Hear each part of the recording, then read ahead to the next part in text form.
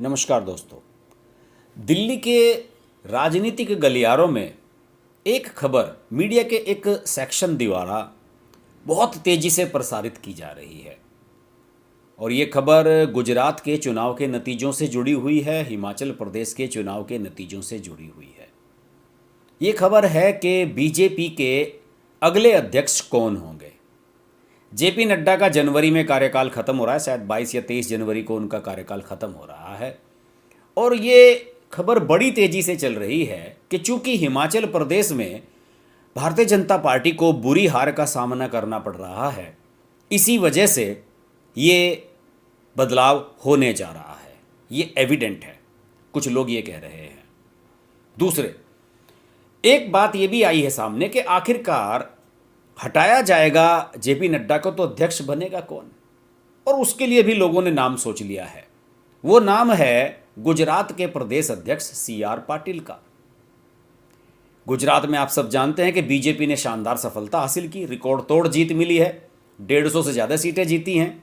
दूसरे, parliamentary board की बैठक हुई बीजेपी की दिल्ली में, अभी पार्लियामेंट का जो सेशन चल रहा है इससे पहले, जिसमें सभी सीनियर लीडर्स पार्टी के मौजूद रहे। उसमें प्रधानमंत्री नरेंद्र मोदी ने CR पाटिल की इतनी तारीफ कर दी कि लोग हक्के बक्के रह गए कि आखिरकार प्रधानमंत्री को, मोदी जी को हो क्या गया है, CR पाटिल की इतनी तारीफ क्यों कर रहे हैं। खैर कोई बात नहीं, पार्टी का अध्यक्ष है, उसे क्रेडिट देने की तो कोशिश करनी ही चाहिए। हो सकता है कि इसके पीछे प्रधानमंत्री की कोई स्ट्रेटेजी हो। आप सब लोग जानते हैं कि जितने भी प्रदेशों में बीजेपी की सरकारें हैं या कांग्रेस की भी या दूसरे दलों की भी सरकारें हैं, वहाँ पर एक विवाद हमेशा चलता रहता है कि मुख्यमंत्री और प्रदेश अध्यक्ष के बीच में अमूमन बात बनती नहीं है। जैसे योगी आदित्यनाथ और केशव प्रसाद मौर्य के बीच में बात नहीं ठीक ठाक बनती थी। कुछ और भी राज्य हैं जहाँ पर बातचीत ठीक नहीं रहती, प्रदेश अध्यक्ष कुछ सोचते हैं और पार्टी के जो CM होते हैं वो कुछ और सोचते हैं। कर्नाटक में भी इस तरह की बात है, और जगह भी कई ऐसी बात देखने को मिलती हैं कि प्रदेश अध्यक्षों की जो राय है वो CM से नहीं मिलती। शायद प्रधानमंत्री यही मैसेज देना चाहते हो कि नहीं साहब, ऐसा नहीं है कि मुख्यमंत्री के दम पर ही सब कुछ चल रहा है, बल्कि जो संगठन है, पार्टी के जो अध्यक्ष हैं, उनकी भी बहुत बड़ी भूमिका होती है। इसी वजह से शायद उन्होंने गुजरात का उदाहरण देकर दूसरे राज्यों में ये मैसेज देने की कोशिश की। लेकिन जो लोग इस मीटिंग में मौजूद थे जिसमें गुजरात की जीत का जश्न मनाया गया, वहाँ पर उसमें सभी लोगों ने ये जरूर कहा कि इतनी तारीफ करते हुए हमने मोदी जी को किसी के बारे में नहीं सुना। और उसके बाद मीटिंग में मौजूद जो सांसद थे, बीजेपी के नेता लोग, मंत्री लोग, उनमें से ही किसी ने मीडिया से ये बात कही और फिर उसके बाद मीडिया में ये बात सर्कुलेट होने लगी और एक ओपिनियन बननी शुरू हो गई। कुछ अखबारों ने खबरें भी छाप दी कि CR Patil will be new BJP president after JP Nadda. और ये खबरें बड़ी तेज़ी से चली हैं। मैंने इसे लेकर एक शॉर्ट भी बनाई थी कल अपने दूसरे चैनल पर, हर्ष की बात लाइव पर। उसे बहुत सारे लोगों ने देखा भी है, लेकिन मुझ पर, मेरे पास कुछ लोगों के संदेश भी आए, उन्होंने मुझे मैसेज किए, कुछ लोगों के व्हाट्सएप पर मेरे मैसेज आए। उन्होंने मेरे से कहा कि भाई हर्ष जी, इस पर शॉर्ट से बात नहीं बनेगी, जरा इसे खुलकर डिफाइन कीजिए। तो मैं खुलकर डिफाइन कर रहा हूँ और एक लाइन में अगर मैं बात कहना चाहूँ तो जेपी नड्डा अध्यक्ष पद से नहीं हटने जा रहे हैं, आप तय मान लीजिए। जेपी नड्डा लोकसभा चुनाव तक अध्यक्ष बने रहेंगे बीजेपी के। CR पाटिल को गुजरात से बाहर जानता कौन है, आप बताइए। जेपी नड्डा पार्टी के महामंत्री भी रहे हैं, दिल्ली में जो पार्टी का हेड ऑफिस है वहाँ पर ऑफिस का भी काम देखा है उन्होंने, ऑफिस के प्रभारी भी रहे हैं, दिल्ली का सारा मीडिया उन्हें जानता है। लेकिन CR पाटिल को गुजरात से बाहर कौन जानता है? कैसे एक आदमी सारे देश को संचालित कर सकता है जो कभी गुजरात से बाहर राजनीति जिसने नहीं की है? हो सकता है कि CR पाटिल को अध्यक्ष बनाने से पड़ोसी का जो स्टेट है महाराष्ट्र, हो सकता है उसकी राजनीति पर उनका प्रभाव पड़ जाए। वहाँ मिलता जुलता स्टेट है, हो सकता है कि राजस्थान के चुनाव पर उसका कुछ प्रभाव पड़ जाए। लेकिन पूरे देश में जिस तरीके से जेपी नड्डा पिछले 2-3 साल में घूमे हैं, चाहे वो नॉर्थ ईस्ट हो, नागालैंड हो, पता नहीं कहाँ कहाँ सभाएं करके आए हैं, हैदराबाद में, तमिलनाडु में, कहाँ नहीं गए हैं। तो जेपी नड्डा अब रग रग से वाकिफ हो गए हैं और पिछले 3-4 साल में जेपी नड्डा ने, जिसे कहते हैं ना कि खोद कर डाल दिया है पूरे देश को, वो पूरी छोटी छोटी बारीकियों से वाकिफ हो चुके हैं कि किस प्रदेश में हमारी पार्टी कैसे फंक्शन कर रही है, कहाँ पर क्या मुद्दे हैं, कहाँ कौन किसके खिलाफ है, क्या चीज़ें हैं, वो सब उनके दिमाग में अब सेट हो चुकी हैं। तो नरेंद्र मोदी नहीं चाहेंगे कि एक साल के बाद जब चुनाव हो, 2024 का लोकसभा चुनाव, तो उनके साथ एक ऐसा अध्यक्ष हो जिसे ग्रास रूट लेवल की जानकारी नहीं है। और ये निश्चित तौर पर आप जानिएगा कि जेपी नड्डा का कार्यकाल बढ़ने जा रहा है।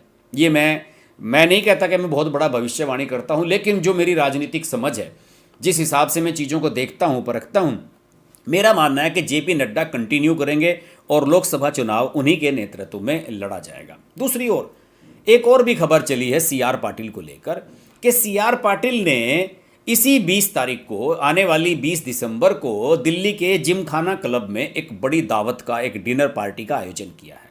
वो भी अपनी गुजरात की सफलता को सेलिब्रेट करना चाहते हैं। हो सकता है कि वो सबके सामने दिखाना चाहते हो कि देखिए, मेरे प्रदेश अध्यक्ष रहते हुए बीजेपी ने ऐतिहासिक जीत हासिल की और किसी भी राज्य में इतनी बड़ी जीत हमारी पार्टी को नहीं मिली है जितनी कि हमें गुजरात में मिली है। और बताया जाता है कि सीआर पाटिल इसके लिए पर्सनली लोगों को फ़ोन कर रहे हैं। बीजेपी के सांसदों को फ़ोन गए हैं, कई केंद्रीय मंत्रियों को भी फ़ोन गए हैं, इवन जो एनडीए के एलाइज हैं, यानी कि जो एनडीए का पार्ट है दूसरे दल, उनके नेताओं को भी सीआर पाटिल ने फ़ोन किए हैं और उन्हें बुलाया है कि आप आइए डिनर पार्टी में। और उसमें जो मेन गेस्ट रहने जा रहे हैं, जानते हैं कौन है? प्रधानमंत्री नरेंद्र मोदी खुद। नरेंद्र मोदी ने, बताया जाता है कि उनका बुलावा स्वीकार कर लिया है। नरेंद्र मोदी गुजरात से हैं, गुजरात की जीत को सेलिब्रेट करने में पीछे नहीं हटेंगे। लेकिन नरेंद्र मोदी ये मैसेज भी नहीं देना चाहेंगे कि भारतीय जनता पार्टी गुजरात के चंद गिने चुने लोगों के द्वारा संचालित पार्टी है। अभी पार्टी में किसकी चल रही है आप बताइए, नरेंद्र मोदी या अमित शाह? और अगर अध्यक्ष भी गुजरात से बना दिया गया तो फिर तो दूसरे दलों के पास भी ये कहने का मौका होगा कि यार ये गुजरातियों की पार्टी है, गुजरातियों की सुनी जाती है, यहाँ दूसरे तो राज्यों का रिप्रेजेंटेशन ही नहीं है। इसी वजह से मुझे लगता है कि सीआर पाटिल के चांसेस अभी है नहीं। इसके अलावा केंद्र में देखिए, मनसुख मांडविया जो केंद्रीय स्वास्थ्य मंत्री हैं, उनकी भी अच्छी खासी पोजीशन बन चुकी है। तो मुझे नहीं लगता कि नरेंद्र मोदी कोई ऐसा रिस्क उठाएंगे कि उन पर उंगली उठाई जाए। फिर लोकसभा चुनाव से एक साल पहले अध्यक्ष बदलना, यानी कि उनके लिए जीरो से सारा ग्राउंड वर्क शुरू होगा। सीआर पाटिल अगर अध्यक्ष बनाए जाते हैं या कोई और बनाया जाता है तो उसके लिए जीरो से सारा ग्राउंड वर्क शुरू होगा। उसे पहले पूरा भारत घूमना होगा, हर प्रदेश में, इवन ये भी जानना पड़ेगा कहाँ कौन हमारे नेता हैं, किनके साथ हमारी क्या डीलिंग हुई है। अब जेपी नड्डा तो 3-4 साल से सारा काम देख रहे हैं, उन्हें पता है कि नागालैंड के फला आदमी को हमने ये वादा किया था, या कर्नाटक में फला नेता हमारी पार्टी में शामिल हुआ, हमसे प्रॉमिस ये है, तेलंगाना में फला विधायक से हमारी बात चल रही है, या फला सांसद हमारी तरफ आना चाहता है तो उससे हमारी क्या डीलिंग हो चुकी है, कहाँ तक बात बढ़ चुकी है। तो मुझे नहीं लगता कि लोकसभा चुनाव से इतना समय पहले जेपी नड्डा को बदला जाएगा। हालांकि जेपी नड्डा के खिलाफ एक बड़ी लॉबी है जो ये दिखाना चाहती है कि जेपी नड्डा और अनुराग ठाकुर का जो आपसी विवाद है उसकी वजह से हिमाचल प्रदेश बीजेपी हारी है। लेकिन बीजेपी को पता है कि यहाँ से सिर्फ 4 सांसद मिलने हैं हिमाचल प्रदेश से। कोई बात नहीं, राज्य में सरकार हार गई, 5 साल बाद फिर से सरकार आ जाएगी।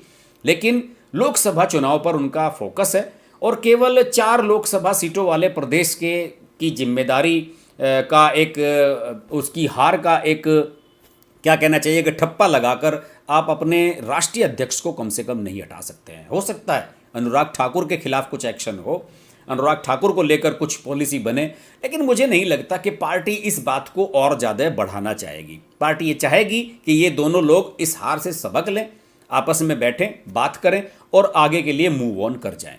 देखते हैं क्या होता है, जेपी नड्डा को कार्यकाल आगे मिलता है या नहीं, कोई नया अध्यक्ष बनता है नहीं। लेकिन मेरी अपनी ओपिनियन जो है, इस पॉलिटिकल पॉइंट शो में मैं जो चीज़ें बताता हूँ वो बहुत ही कन्विक्शन के साथ मैं बातें कहता हूँ और मुझे जो लगता है कि मुझे सही लग रही हैं चीज़ें, जो माहौल बन रहा है उसके हिसाब से मैं ये बातें कहता हूँ। तो मुझे लगता है कि JP Nadda is going to be continue, मुझे लगता है कि वो कंटिन्यू करेंगे और लोकसभा चुनाव उन्हीं के नेतृत्व में लड़ा जाएगा। हो सकता है लोकसभा चुनाव के कुछ बदलाव हो, बात अभी दूर की बात है, लेकिन फिलहाल मुझे नहीं लगता कि जेपी नड्डा के लिए कोई खतरा है। ये वीडियो आपको कैसा लगा जरूर बताइए, कमेंट के माध्यम से फीडबैक दीजिए। वीडियो अच्छा लगे तो लाइक कीजिए, शेयर कीजिए, चैनल को सब्सक्राइब कीजिए, नोटिफिकेशन के लिए बेल आइकन जरूर प्रेस कीजिए और जुड़े रहिए इस चैनल के साथ, क्योंकि यहाँ पर मज़ेदार बातें होती रहती हैं इसी तरह की और बिल्कुल अलग तरह का पॉलिटिकल जो एनालिसिस है मेरे इस चैनल पर आता है। अगले वीडियो में आपसे